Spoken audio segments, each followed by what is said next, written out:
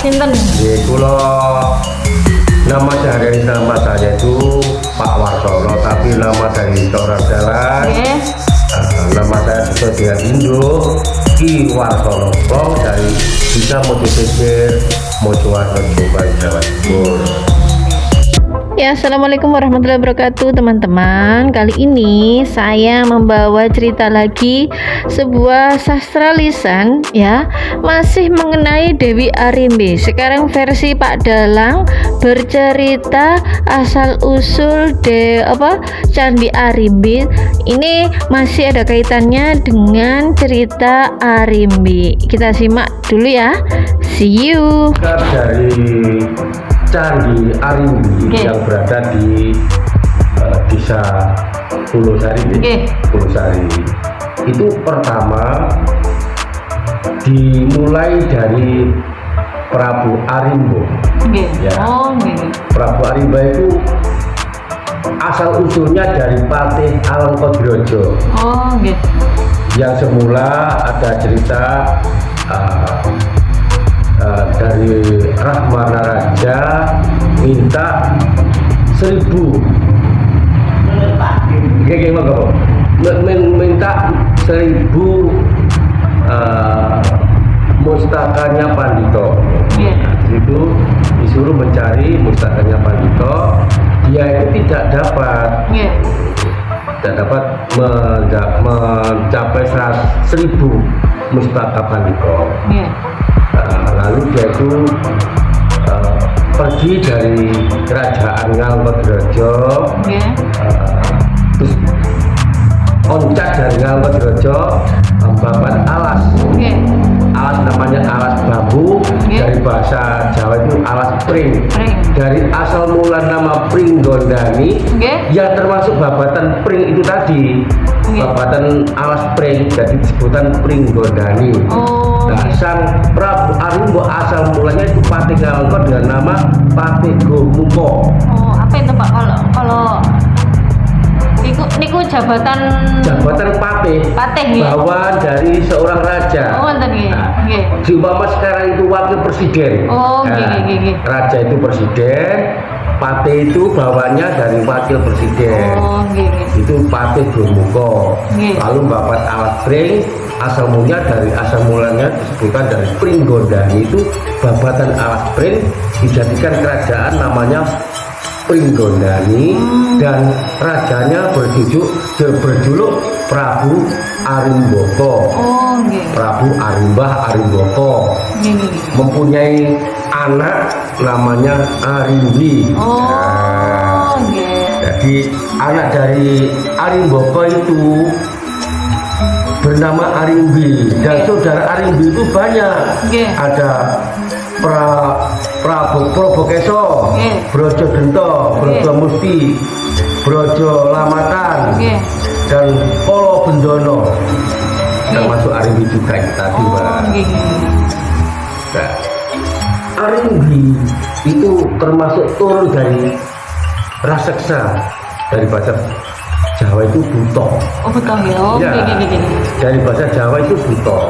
Jadi pawakannya itu seperti buto. Pawakannya itu buto. Nah, itu nanti ada cerita-ceritanya nanti.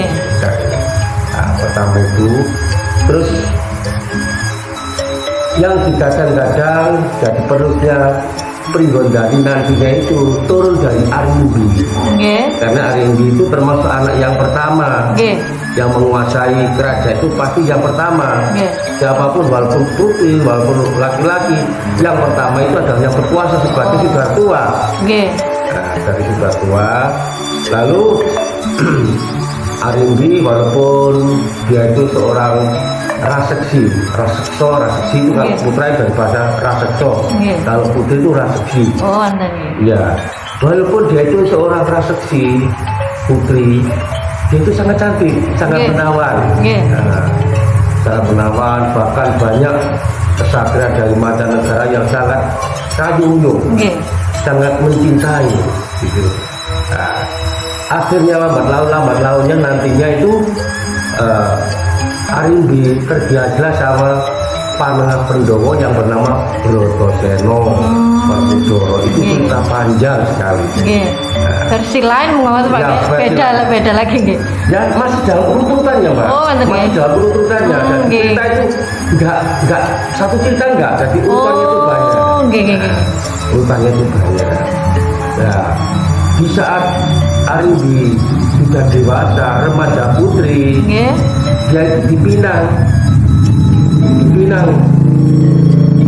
putra dari Ngamarto, ya putra dari Pandawa yang bernama Brotoseno, Raden Werkudara, Jajal Bilowo, Bayu Mundo, Bayu Tanoyo, ya. Namanya itu banyak sekali Mbak. Ya. Nah, lalu dia itu tergila-gila, tapi dia itu masih berwajah raseksi. Terus dia itu karena ibunya itu Dewi Kunti itu, Dewi Kunti itu sangat sangat cantik Pak. Dikasih sama para dewa, doanya itu dari bahasa kan dikabulkan. Niki Dewi Kunti sing di ibu dari Pendawa Limo itu tadi. Terus Dewi Kunti menyetujui, lalu dijodohkan antara Brotoseno dan Arimbi itu tadi. Karena kesaktian dari Dewi Arimbi itu tadi, kesaktian dari Dewi Kunti itu tadi, Dewi Arimbi yang berwajah raseksi, wajah putra, dijamasi dengan mandi kembang tujuh rupa, air tujuh rupa, dijamasi dengan Dewi Kunti tadi, dibacakan mantra sehingga hilang ke wajahnya yang seperti raksasa tadi, seperti buto tadi, jadi cantik. Nah, nantinya di antara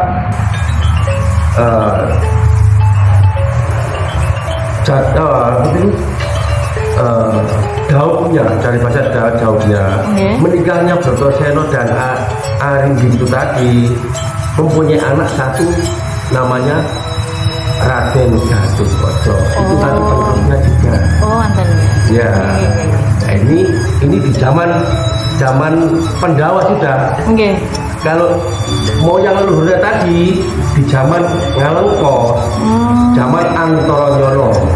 Niku sebelum zaman Pandawa. Oh, berarti ini Pak. Iya, dua versi Mbak. Dua versi. Di zaman kakeknya Prabu Arimbaka itu zaman Antara Nyono. Nah, di zaman Pandawa itu termasuk zaman Antara Bugo. Zaman Antara Bugo tadi dua versi sudah. Nah, karena itu menceritakan tentang masalah timbulnya Candi Rimbi. Dibuat sejarah di situ, dibuatkan prasasti, dibuatkan candi untuk mengenang sejarah dari Arimbi. Nah, karena supaya tidak menghilangkan cerita, kan sekarang kan ada namanya jangan sampai melupakan sejarah, ya kan Mbak ya? Jadi jangan sampai melupakan sejarah. Di Bendungan Sombong digambarkan itu ada buto, ya kan? Ada kepala, itu ada sambung rentengnya. Ada sambung rentengnya. Nah, karena apa? Oh, itu dari saudara dari Arimbi. Wong Arimbi wong wedok kok dadi raja. Gak terima. Nah, saudara-saudara Arimbi itu nggak terima kalau Arimbi memimpin para buto-buto itu tadi Mbak. Para buto-buto sebanyak 4 itu tadi, dalam kata sekarang itu mengadakan kudeta, berontak.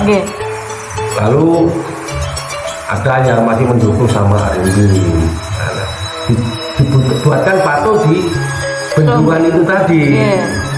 Ada patung Mbah Buto, itu sejarahnya itu. Ya sampai begitu Mbak. dibentukkan biar tahu sejarah. Jangan menghilangkan sejarah. Walaupun bangsa yang seperti itu Mbak, ada sejarahnya.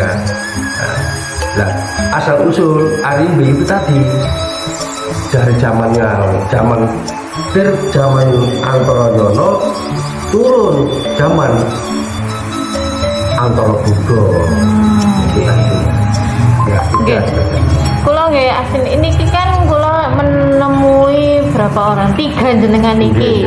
Sebenarnya nek ditarik benang merah niku tokohnya sami, permasalahan sami, Pak. Jadi kan nggih, kula kagume kan konten ya. Beda orang, beda tempat, tapi temriku sebenarnya ada kesamaan tokoh. Lah kula bagian niki memang napa? Ngilmiah nih istilahnya. Kula kan ada penelitian dan kalau istilahnya cara sakniki niki dibuat penelitian, diilmiahkan ngoten kan. Jadi mitos teng Selombong kan jeneng ngoten nggih.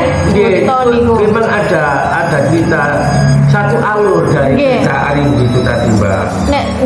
Nek sing versine sing enten Mbah sing kula wawancara niku tiyangé pun sedo memang enten pertarungan antara Arimbo dengan Buto, Pak. Jadi kepala dipenggal, dibuang ten Selombong.